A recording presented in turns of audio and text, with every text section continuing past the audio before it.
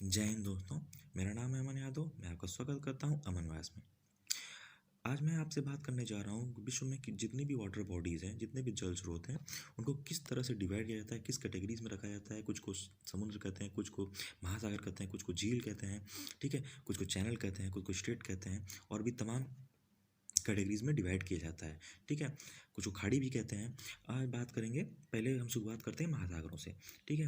हमारे विश्व में अभी तक 5 महासागर हैं, ठीक है, जो कि सबसे नया ऐड हुआ है जो साउदर्न ओशन है, जो कि अंटार्कटिका से अपनी बाउंड्री शेयर करता है, ठीक है। और दूसरा महासागर है आर्कटिक ओशन, जो कि रशिया पूरे हमारे नॉर्थ पोल पे तक फैला हुआ है। ये ज़्यादातर टाइम ये जमा ही रहता है, ठीक है। और तीसरा सबसे बड़ा महासागर है, जो कि सबसे बड़ा महासागर है, वो है पैसिफिक ओशन, ठीक है। पैसिफिक ओशन पूरी पृथ्वी का आधा इतना बड़ा है, ठीक है। वो पूरी पृथ्वी का आप अगर एक डायगोनली अगर काट देंगे तो पृथ्वी के जो आधे क्षेत्र में पूरा फैला है वो प्रशांत महासागर है, ठीक है। जो कि जिसको कई पार्ट में north Pacific ocean, south Pacific ocean, और इधर भी आप देख लेंगे ये विश्व का एक अलग छोर है, ठीक है। यहाँ पे अमेरिका शुरू हो जाता है, ठीक है, ये नॉर्थ अमेरिकन कॉन्टिनेंट है। और यहाँ से और फिर इधर से जो कि यूरेशियन कॉन्टिनेंट सब शुरू हो जाता है। ये तो पूरा यहाँ तक आपका देख रहे हैं, यहाँ पैसिफिक ओशन फैला हुआ है, जो कि पृथ्वी का एक आधा, पूरा आधा जो भाग है वो कवर करता है, ठीक है। दूसरा हमारा सबसे बड़ा ओशन है जो कि अटलांटिक ओशन है, ठीक है। अटलांटिक ओशन एस आकार का ओशन कहा जाता है, ठीक है। तीसरा जो कि इंडियन ओशन, ठीक है। और चौथा है आर्टिक ओशन, और पांचवा मैंने आपको बता ही दिया था पहले, साउदर्न ओशन, ठीक है।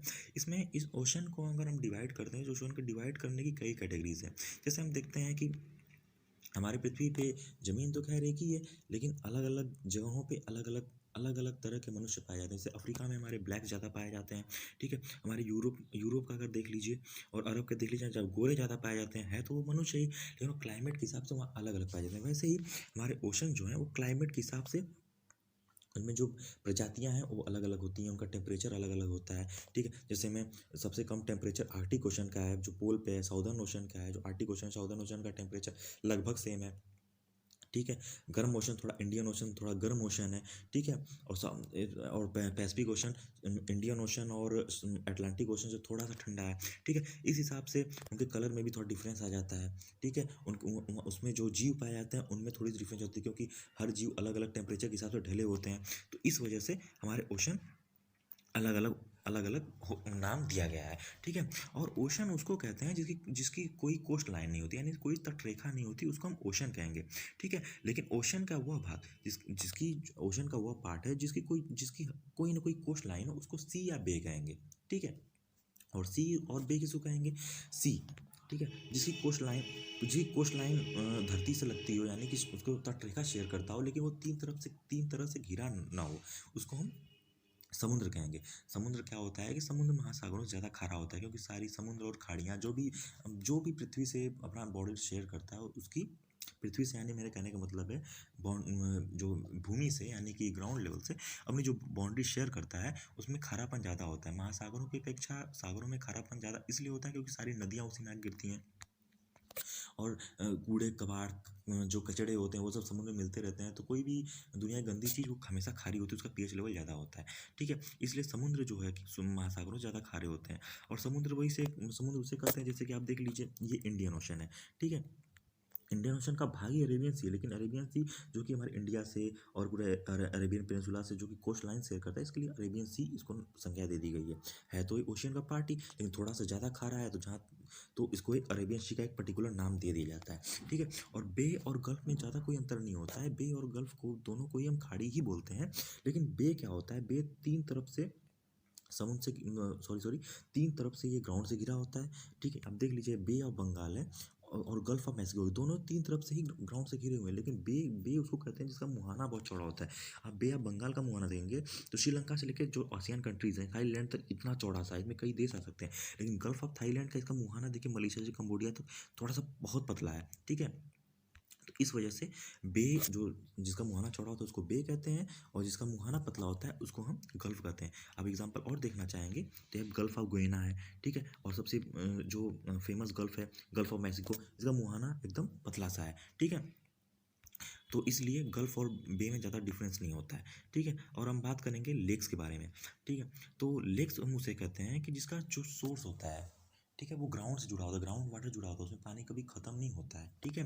तो लेक से कई नदियाँ भी निकलती हैं, जैसे आप देख लेंगे एग्जाम्पल है, ये है लेक विक्टोरिया, जिससे नील नदी निकलती है, जो दुनिया की सबसे लंबी नदी है, ठीक है। यहाँ पे तंजानिया है, तो ये लेक मलावी है, लेक तंगानिका है, अफ्रीका की बहुत ही फेमस लेक्स हैं, ठीक है। इनका जो सोर्स ऑफ वाटर है, इनमें ग्राउंड लेवल से जुड़ा होता है। ये बरसाती लेक नहीं होती, बरसात आई तो पानी भर गया तब ये लेक हो गया, नहीं, ऐसा है, ऐसा कुछ नहीं होता है। इसमें हमेशा, इनमें हमेशा पानी रहता है, ठीक है।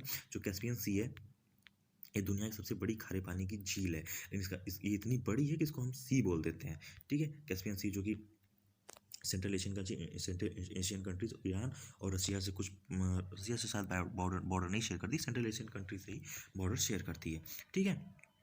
अब बात करेंगे हम चैनल के बारे में। देखिए, समुद्री जो चौड़ा रास्ता होता है उसे हम चैनल बोलते हैं, ठीक है।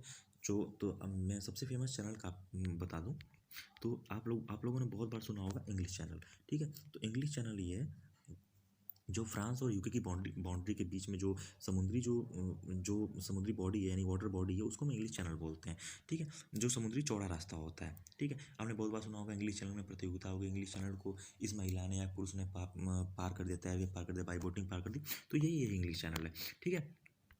और स्टेट, यानी कि जल संधि, हम इसे बोलते हैं, जो समुद्री पतला रास्ता होता है, उसके अलावा कोई ऑप्शन नहीं होता है, वही वो एक रास्ता होता है जहाँ से बहुत ट्रेड होते हैं, जैसे कि सबसे फेमस इसमें एग्जांपल है लेक स्टेट ऑफ मलक्का, ठीक है। जो मलक्का स्टेट है, चाइना का 70% जो ट्रेड है, और आसियान आसियान कंट्रीज़ का ट्रेड होता है, अरेबियन कंट्रीज से, अफ्रीकन कंट्री से, आफ्टर ऑल पूरी की पूरी ट्रेड जो है वो स्टेट ऑफ मलक्का से, क्योंकि मलक्का स्टेट ही एक ऑप्शन है कि चाइना को अफ्रीका में और यूरोप में और अमेरिका से ट्रेड करने के लिए, ठीक है। या तो इस रूट को चुने, या तो ये अपना पूरा 5,000 मीटर वाला पूरा जो टिबेटन प्लेटू यानी तिब्बत का जो पठार है उसको पार करके आए, ठीक है। ये उतना उसके लिए फ़ायदा नहीं होगा, इसलिए स्टेट ऑफ मलक्का से ही ज़्यादातर व्यापार होते हैं, ठीक है। और इसमें एक और ऑप्शन का रास्ता है, जो कि जो ये है जावा स्टेट है, लेकिन जावा स्टेट इतनी गहरी नहीं है कि जहाँ से बड़े बड़े कंटेनर 400 500 मीटर के जो कंटेनर होते हैं, बड़े बड़े कंटेनर जो होते हैं वो पार कर पाएँ, ठीक है। और जो मलक्का स्टेट के किनारे बसने से ही सिंगापुर जो शिप्स आती हैं, यानी जो कंटेनर्स आते हैं, उनको फ्यूल प्रोवाइड करने से, खाना प्रोवाइड करने से ही इतना डेवलप हो गया है कि इसकी जीडीपी का 70% हिस्सा इसी, जो कि एक हॉल्ट के तौर पे, जैसे आप किसी बस स्टैंड पे आप कोई दुकान खोल दीजिए, तो वहाँ पे दुकान का पूरा सोर्स ही बस स्टैंड पे आने वाले जाने वाले यात्रियों से होता है, वैसे ही सेम सिंगापुर केस है, ठीक है। इसकी जीडीपी उसी पे 70% जीडीपी उसी चलती है, ठीक है। और बात करेंगे कैनाल की। कैनाल जो होता है कि जिसकी बहुत बड़ा जो भूमि का पार्ट है, यानी ग्राउंड का पार्ट है, उसके उसके जो ट्रेड नहीं हो पा रहा है, समुद्री ट्रेड नहीं हो पाता, क्योंकि हम ज़्यादातर ट्रेड जो है, अगर बहुत किसी को देश को बहुत ही ज़्यादा मात्रा में अगर हम कोई सामान पहुंचाना हो और सबसे सस्ता तरीका हो, तो वो हम समुद्री मार्ग ही चुनते हैं, ऐसे, ठीक है। अगर हम सी रूट से नहीं पहुंचाएंगे तो हमारे लिए एयर रूट और जो और भी व्हीकल रूट है, यानी कि जो कमर्शियल व्हीकल रूट है, उससे बहुत ही महंगा पड़ जाएगा, ठीक है। ठीक है, एक ही बार में एक ह्यूज अमाउंट में अगर हम पहुंचाना चाहेंगे तो हमारा सी रूट सबसे बेस्ट ऑप्शन होता है, ठीक है। और इस सी रूट का सबसे बेस्ट ऑप्शन है जो कि ये स्वेज कैनाल। ये देखिए, ये स्वेज कैनाल जो फ्रांस द्वारा बनाई गई थी, जब फ्रांस का इजिप्ट कब्जा था, ठीक है। ये जो कि एक पूरा रेड सी को, ये गल्फ ऑफ सुएज छोड़ दीजिए, या रेड सी को मेडिटेरियन या भूमध्य सागर से जोड़ती है, जो कि सबसे इंपॉर्टेंट रूट है। अगर आप ये स्वेज कैनाल नहीं रहती तो यूरोप को अगर इंडिया में अगर ट्रेड करने के लिए पूरा अफ्रीका का चक्कर लगा के यहाँ आना पड़ता, ठीक है। इससे पूरा टाइम का लॉस, फ्यूल का लॉस, पूरा लॉस ही लॉस होता, ठीक है। इसलिए फ्रांस ने यहाँ पे स्वेज कैनाल बनाई थी, जो मैन मेड तरीके से बनी थी, जो कि मेडिटेरियन सी को पार करते हुए सीधे गल्फ ऑफ सुएज से फिर रेड सी होते हुए सीधे इंडिया का रास्ता दे देती थी, ठीक है।